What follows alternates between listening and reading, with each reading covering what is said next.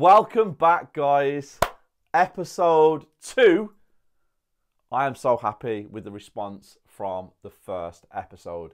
It is now 9:30, Monday, the 9th of September, and the video has been live for nearly 12 hours. We don't usually release a YouTube video on a Monday, so the response has been amazing. I am absolutely overwhelmed with the messages on Instagram, WhatsApp. We had 20 comments on the YouTube channel, which is incredible for a video that nobody even knew was coming out till Sunday night. Thank you. Appreciate all the support and all the feedback. And hopefully this grows and grows and grows and grows and grows into what I know it's going to become. So let's just get started. Shall I fill you in on my day, actually? Shall I fill you in on my day? We got our new site acquired. 9 properties that can be built on there. Ground up development. I can't wait to show you. You know what I might do? Tomorrow, I might go through the drawings, pull them up on the screen for you, give you a breakdown of it, explain it to you, talk about the fees involved, how much the planning was, the ground, how much it's going to cost to clear it, all the surveys, build costs, expected GDV, types of properties. Might give you a whole breakdown on that tomorrow. So it's been a good day. It's been a very, very, very good day. So let's get on with the video. First and foremost, Darren Wilson. Great video and great knowledge shared. Thank you. Darren is somebody who has been a part of the property circle for a while. Very intelligent human being. Has a very decent sized portfolio of buy-to-lets. He's done a couple of flips in the last couple of months, and he's now about to jump into a project with me. So Darren, thank you for the comment. Bartek, great episode with a lot of knowledge. Thank you very much. See you next time. Regards from Cardiff. That said, Harvey McKay, hire Paul, fire fast. Hire fast, fire fast. That's what he meant. Hi, Steve. Looking forward to this. I am a 28 and currently have 2 buy-to-lets in Derby next to each other. I don't have enough to get any more currently, but I'm looking to get more squeeze. Presume he means he's looking to make more money. Either converting to HMOs before Article 4 comes into Derby or looking into creating a rent-to-rent business, etc. Wow. Rent-to-rent. Do I start episode 2 with my rent-to-rent rant? No, I don't. Rent-to-rent is what rent-to-rent is. It's not a property strategy, but good luck, and I hope everybody that is doing rent-to-rent gets what they want out of it. But let's go into my world, the property world. Article 4 is coming into Derby in 2025. Can you convert your 2 buy-to-lets into HMOs? Do you have the funds available to do it? Which I'm not sure you do, because you said you don't have enough to currently get any more. Can you borrow against the 2 you've got? Can you release some equity in order to turn them into HMOs? You might need a loft extension. You might need an extension on the back double story, or even a permitted development single story rear extension. I don't know where your finances are at, but my advice to you, if you can get them into HMOs, you will definitely reap the rewards when Article 4 comes into play. So if you want to message me with the addresses, you want me to pull them up on Street View on the screen for tomorrow, the next day, but I will be filming it tomorrow. Or if you just want to send me some information, I will go deeper into that. But rent to rent, nope. HMOs, if you can afford it. Can you break down how a joint venture is structured in terms of contracts and how the cash flow will be divided? Thanks. That is done by HDW1502. So let's get into that. Let's see how you can structure joint ventures. Let's see what you can do. First and foremost, that's 2 thin, guys. We will go a little bit thicker. First and foremost, you can set up an SPV, which is a limited company, also known as a special purpose vehicle. Okay, you can set it up where the directors have shares. The shares will be split however you want them to be split. That's one way. And you can buy the company, sorry, you can buy the property in that. And then Once you've bought the property, you've done what you want to do with it, you can then close that company down and walk away. What comes with it? Well, affiliated costs. So you're going to need an accountant, and you're going to have a bank account, set up a bank account, and you don't really want more than 2 directors on there, because opening a bank account in today's economy with more than 2 directors is just a pain in the bottom. Okay, there's that way. Then you can have a deed of trust. If the property is purchased in cash, because if you've got a lender, you will need their permission. Or you can set up a PG contract. So one person brings the money and one person brings the knowledge or the opportunity. There's some ways of doing it. At the end, the profit will be split however you decide. Will it be 50-50? Will it be a percentage basis? Or will someone retain the asset and the other person gets paid out? Or do you continue as JV partners and split the rent? Multiple ways you can do a JV. It's all about who brings what to the table, who has the more knowledge, who has the money, how it works, what's to gain, what's not to gain. There's multiple ways that you can do that. So you have to figure out which way works best for you and your partner, basically. But they're just some ways that you can do it. So I hope that has answered your question. Hi Steve, where do you get your bathroom tiles from? Do you go with 300 by 600 or 600 by 600? What is the price per square metre that we should target for the price for the tiles in the project? Also, if there are any tips on how to keep the cost low and stay on budget for bathrooms. And that is from VJ George 6861. In my bathrooms, like 600 by 600 on the floor, depending on the size of the bathroom. If the bathroom's smaller, I like 600 by 300 coming down towards the door in a straight line. If I'm tiling the walls, I like 600 by 300 on the walls. And if I am looking at a decent sized project, which has got an end value of between 200 and 350, the price per square metre for tiles I want to aim for are £20 to £25, because fitting is around £20 per square metre as well. £30 for a very decent tiler.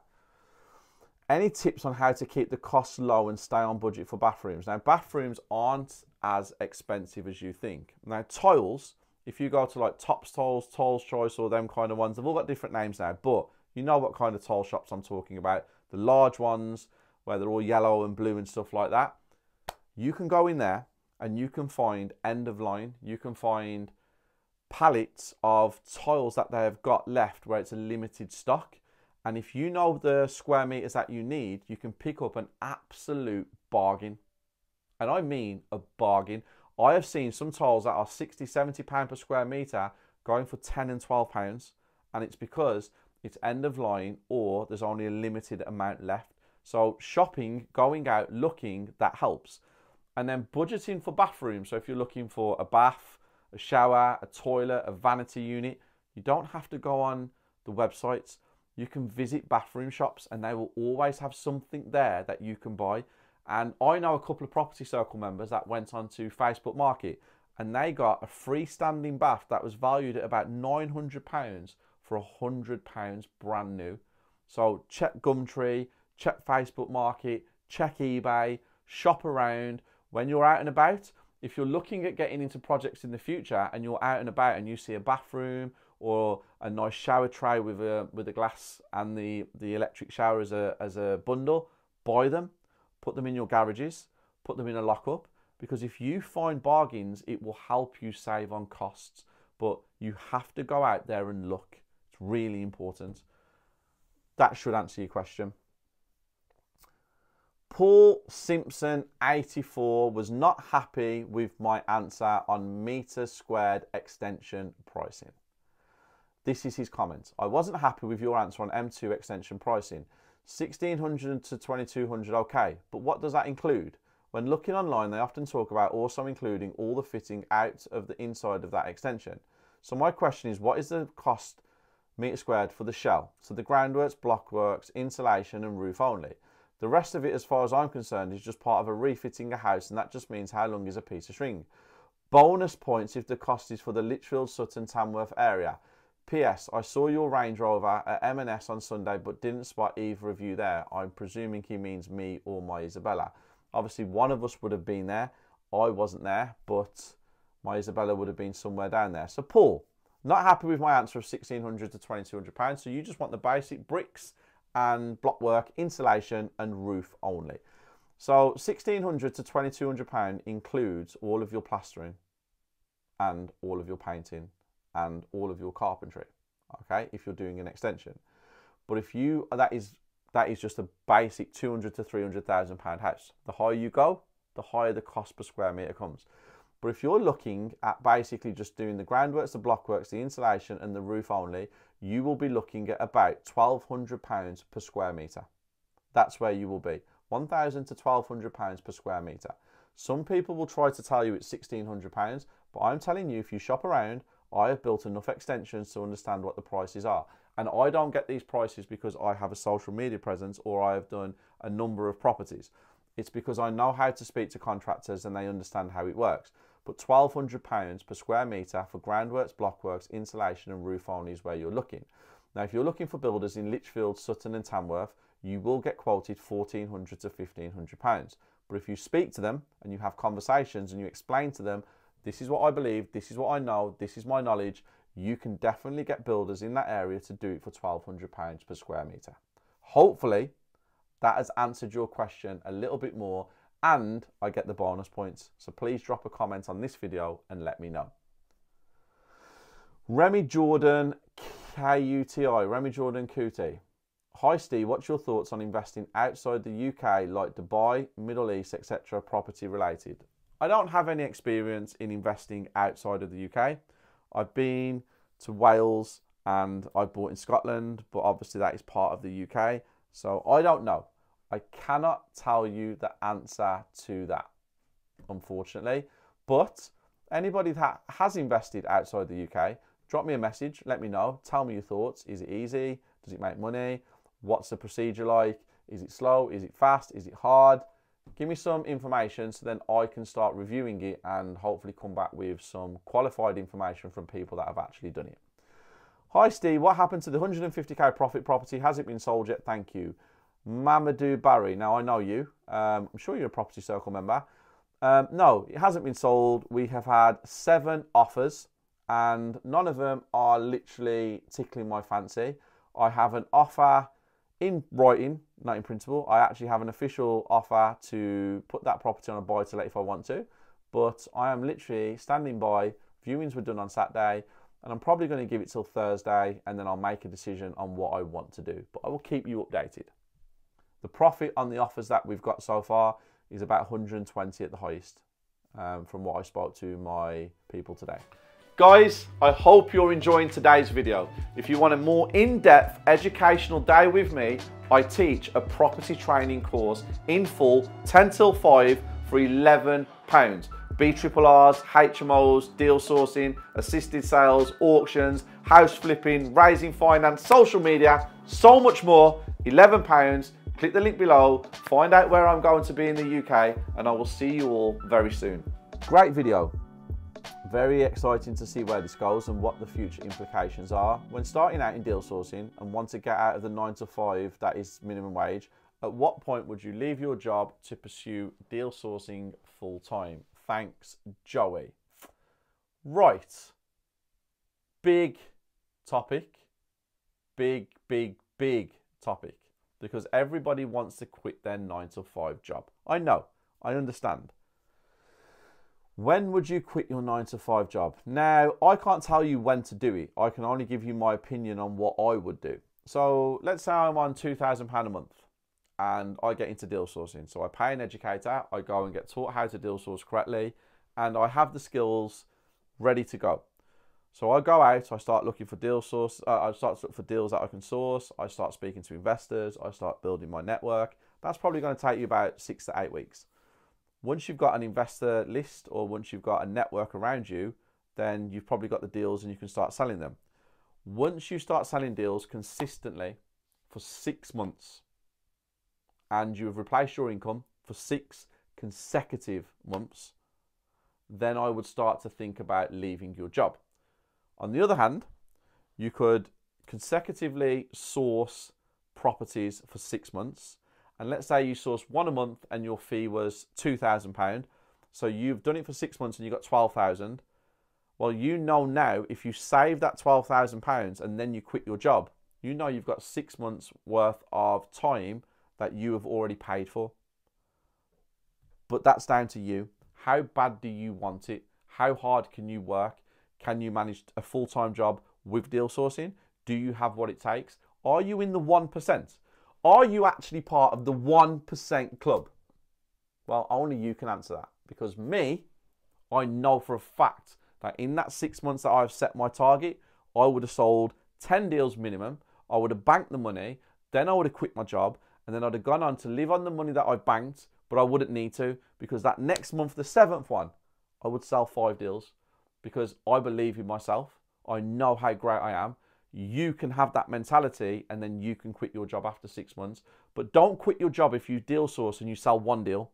That does not make you any good at deal sourcing. It means you either got lucky or the education was on point and you've done exactly what was said. Because only 1% actually make it out and do what is needed. The rest of the people just comment on social media, go on viewings, make some videos, make some TikToks. Looks like they're doing a load of shit, but they're not. They still have to work and their social media gets some really good comments and likes. It's all about the money. It's all about what money you have earned so you can go out and you can actually start property correctly. So you know the answer. Do you have what it takes? I want to know. I actually want to know, Joey. Andrew.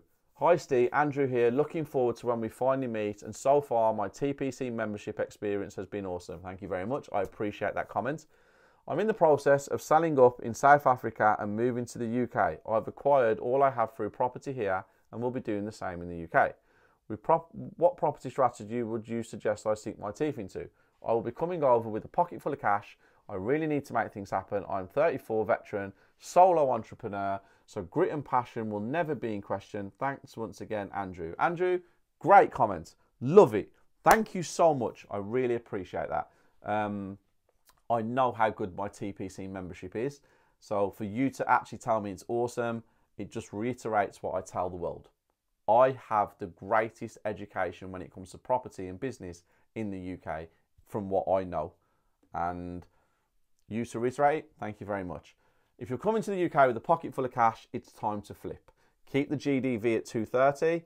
Do a number of them. I don't know what your finances are like. If you can do multiple of them at one time, you will be super successful. The market is actually flying at the moment for up to £230,000. So come over, get the knowledge from me, make sure you listen to me, start flipping some properties, get your cash pot up to £500,000, maybe £1 million. Again, I don't know what you've got. And then maybe you can start keeping some in the portfolio. But flipping right now in the UK up to 230, great strategy. Mark Hitcham, 2855. Well done, Steve. Great move. The overview about GDV pricing for flips is very insightful. And this is where so many other content creators get it wrong and you get it right.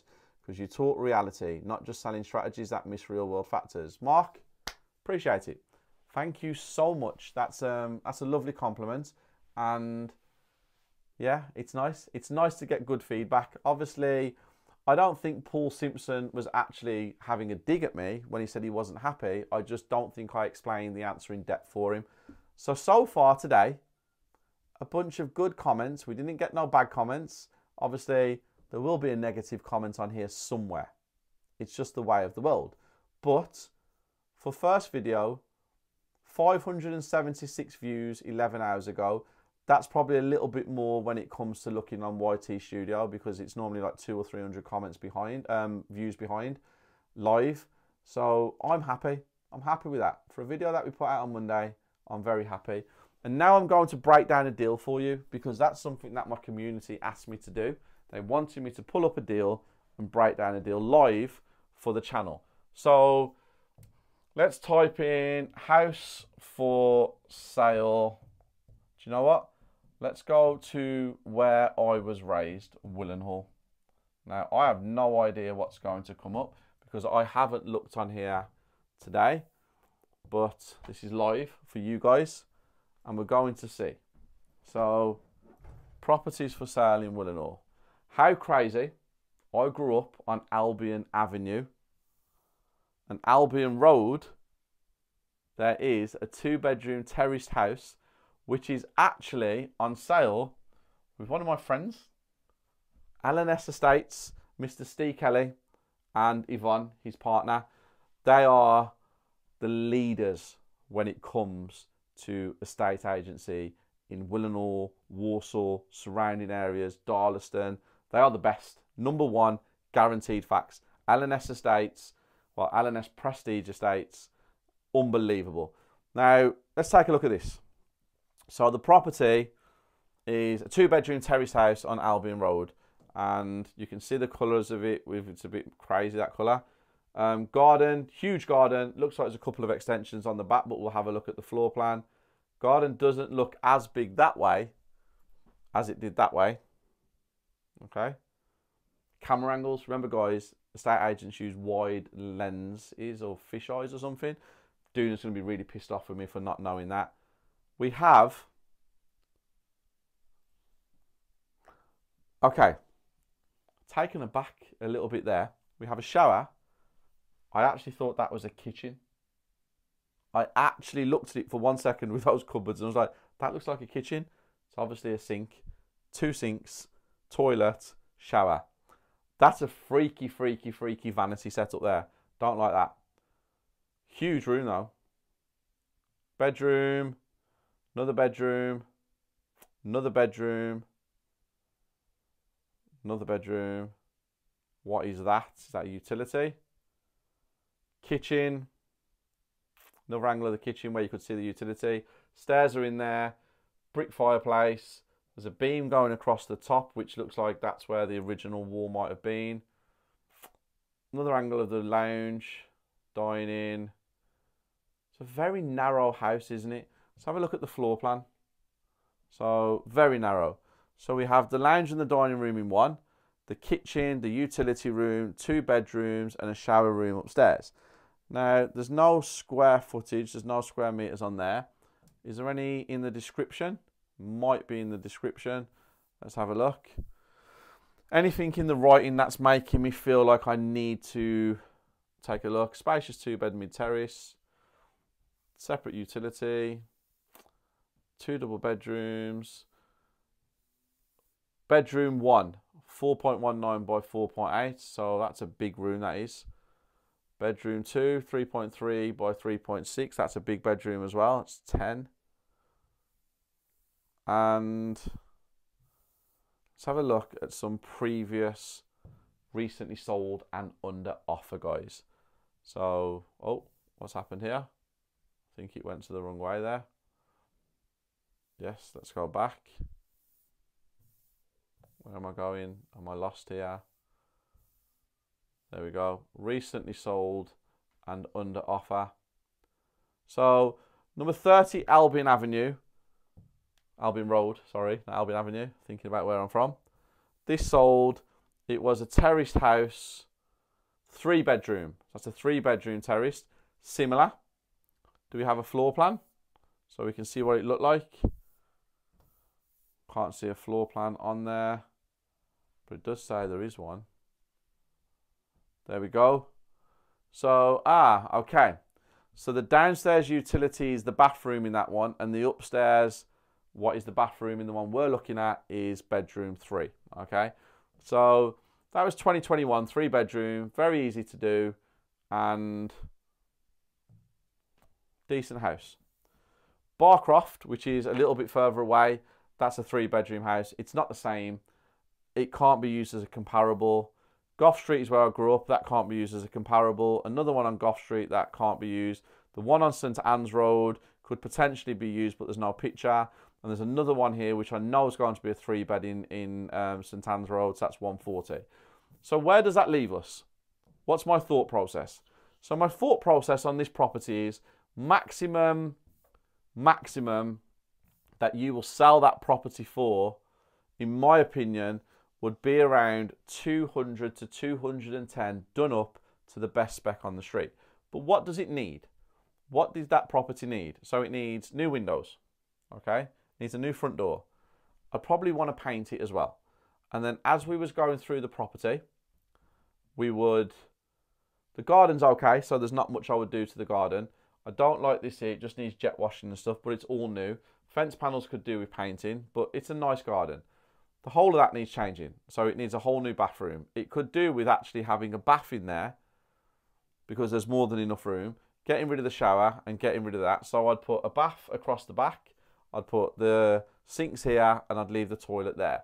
Now, to do that, you're looking at around £3,000 all in. That's labour, material, everything.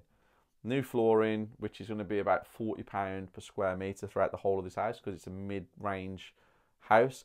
It doesn't look like it needs to go back to brick, but can you see the plug sockets and the power sockets are sitting on top of the skirting board? That means that it's going to need a new rewire, and it's definitely going to need a new consumer unit, but the electrics need upgrading. Central heating in the house as well. It's double radiator there, but the next picture which I saw was the old single radiator. So you might be able to change all the radiators and the boiler, and if you're not going back to brick, you need to check out whether you want to run the pipes and how it works. But definitely need new radiators. Can't see the boiler, so I don't know. When all of this comes back, that could have asbestos in the ceiling, but might not. All of this in here needs taking back, and it might cause a problem. So that room might need plastering once all that comes off. All the skirting board needs changing. It's very, very old. Again, got to wait to see all that come off and see what happens. But the flooring looked quite nice in there, actually. I like that. Did I miss a picture? Sorry. Another toilet, and that just needs upgrading massively. Very, very, very 80s and 90s. That needs completely ripping out and doing. Brand new kitchen in there is going to cost you about £5 grand, £5.5 grand with fitting. The kitchen will probably cost you about £3,800. Fitting on that's around £1,500. Nice kitchen that could be though. All that needs ripping out completely, and it needs sorting out. That's a complete mess. Yeah, that all needs modernising, bringing into 2020s. The feature, most people would like that feature. Me, it's got to go. 100% it's got to go. So where would I put that house, and what would I think? So it's up for 160, and I said the end value is about 210,000. So we've got a GDV at 210, okay? And that is as a 2/3 bed. If you wanted to bring the bathroom downstairs, you could, because you have a previous one sold. It's not a done thing though, but 210 is really pushing it. You've got to have an exceptional property to get 210. And when I say exceptional, I mean it has to be super, super, super standard. It has to be unbelievable. So anybody else who doesn't do this correctly, 190 is where you're at. And to get it into that state, we talked about, might not need going back to brick. It does need full carpentry. It does need new windows and doors. It does need new radiators and maybe a new boiler. I couldn't see the boiler. I don't know whether that's been given on a grant or not. It needs new flooring throughout. It's going to need decorating throughout. New kitchen, new bathroom, 2 new bathrooms actually. It's going to need a partial rewire to an extent. I'd probably put some spotlights throughout the whole property as well. Garden didn't really need touching. Other than that, it was good. And the carpentry will include skirting board, architrave. It might not need new door frames. Definitely needs new spindles and new banister on the stairs, as you saw what that was like. And internal doors. Needs new internal doors. So a refurb on that house would probably come in at 35, maybe 40,000, depending on the level that you actually wanted to go to. Some people could actually get that done for 25,000 on a budget, okay? But you wouldn't get that. To spend 25, you would not get that. To spend that, you would 100% get that. But then, the asking price is 160. So if you think about it, 160 plus 40 and then stamp duty and legals, you're looking at what? 6 by 18, 48, decent solicitors, 2 grand. So you're looking at 206,800 if you bought it cash with an end value, which I said of 210. So you'd really need to look at getting this property to make a decent profit at 140-ish. Because if you got it at 140, you'd probably look at making about 24,000 profit, which is just under, was it about 18% profit on your money, maybe. But it's a great property, but unfortunately, if you're looking to do it as a developer, that price doesn't really work. If you're looking at it as an place that you can move in and live and stay there for a while, well then that's a decent price, because you can do the works over a period of time. But the property itself, really good. Glad it came up actually, because it's the first one I've ever done on this new daily show that I'm doing, and it just happened to be one that I've walked past probably 100 times in my life. 1,000 times minimum. But great property. I would even have something done to this outside here. I'd probably lose the railings if I'm honest. I don't really like them. I'll do something with that wall as well. But good property. 160 if you're moving in to live there residential. Awesome. If you're looking at actually buying it as an investment and use... I'm actually thinking about that, guys. Look at this. If you're thinking about that as an investment, obviously you've got to make sure all the floor sizes work and everything's according to plan. That's very important. But you've got, split that. The stairs is a bit of an issue because you would want to create a corridor along. So what you could actually do here, you could potentially look at turning it into a HMO. So how would it work as a HMO? Let me think about this. It's this here. This causes too much problems because as you come in the front door here, you can't create a corridor to have this as bedroom 1 because that's not going to be 6.5 square meters. So it's just not going to work because the doors are there as well. No, you can't get anything in there as a HMO. It just doesn't work. It's not possible, which is actually quite sad because I actually had an idea because I've got one going through right now that I'm building. It's this here, guys, if you look. So you've got the bedroom sizes because those are big bedrooms, but because the front of the property, when you walk in here, there's no way of building a corridor along there because of the stairs. So it just doesn't work as a HMO. I actually thought we could get a 4-bed HMO there, but unfortunately we can't. So 160 asking price, 25 grand refurb if you're going to live there, you get a 190 end value. 160, you spend 40, you get a 210 value, but then obviously you've got stamp and legals to go into place, so you do need to get that down to about 140. If you can get that at 130, that could be a really good property to buy. Great road for sales, great road to live on actually. A lot of people like these houses because they're very deceiving with how big they actually are. So I like that one. Good property. So if you guys want to call L&S Estates and see if you can get a deal done, Steele'll be straight up with you. He'll tell you they're not accepting any offers lower than this, 160. And if there is a deal to be done and the owners do want to move because they're looking at somewhere else, he will book you in for a viewing. I'm not sponsored by L&S Estates. It just so happened to be that that was the one that came up, guys. So yeah. That's the end of today. That's a complete breakdown. That's all the questions answered. Hopefully tomorrow there's more questions and we can keep going and going and going and going. If you guys want to know anything else, business, property, mindset, comment below. Let me know. This program show is going to grow. I'm telling you guys that this is going to blow because where else can you get this amount of knowledge off the cuff? It's because I actually do what I say I do and I can give you the correct information. And if I don't know the answer, I will actually say to you, I don't know the answer. But the support has been incredible. I'm excited. It is now 2 minutes past 10 and my son is about to go to sleep, so I want to see him. My Isabella is about to go to sleep and I want to see her. But tomorrow, I'll be back. You guys will see this tomorrow, as in now when you're watching it.